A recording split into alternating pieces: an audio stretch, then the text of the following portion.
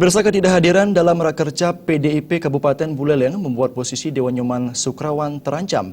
Namun Dewan Nyoman Sukrawan menyatakan siap menerima sanksi apapun yang dijatuhkan PDIP.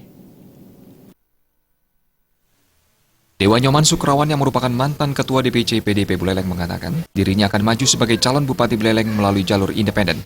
Menurut Dewa Sukrawan, ketidakhadirannya dalam rapat kerja DPC PDIP Buleleng bukan merupakan aksi boikot terkait niatnya maju melalui jalur independen. Sukrawan tak hadir karena dirinya sedang memberikan bantuan kepada warga miskin di sekitar kota Singaraja. Siapapun yang masih kader partai jelas wajib hukumnya untuk memenangkan kandidat yang diusung oleh partai, itu jelas. Tapi karena saya sudah masuk ke jalur independen, silakan partai mau apa. Kalau mau diberikan peringatan, saya terima. Digeser, saya juga terima. Termasuk dipecat pun, saya tidak membelot kemana-mana. Karena semuanya belum sah. Siapa sih calon yang diusung sekarang? Semuanya belum ada. Partai belum ada yang mengusung kandidat. Independen belum. Karena mereka dan kita itu belum mendaftar sesuai dengan tahapan pemilu.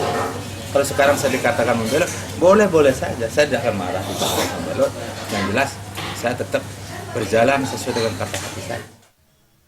Pada kesempatan tersebut, Sukrawan memastikan tetap maju mencalonkan diri sebagai calon Bupati Buleleng tahun depan. Apapun risikonya dan sanksi, termasuk ancaman pemecatan dari partai. Namun hingga kini belum ada tanggapan secara langsung dari partai terkait pencalonan Dewa Sukrawan. Komang Yuda, Bali TV.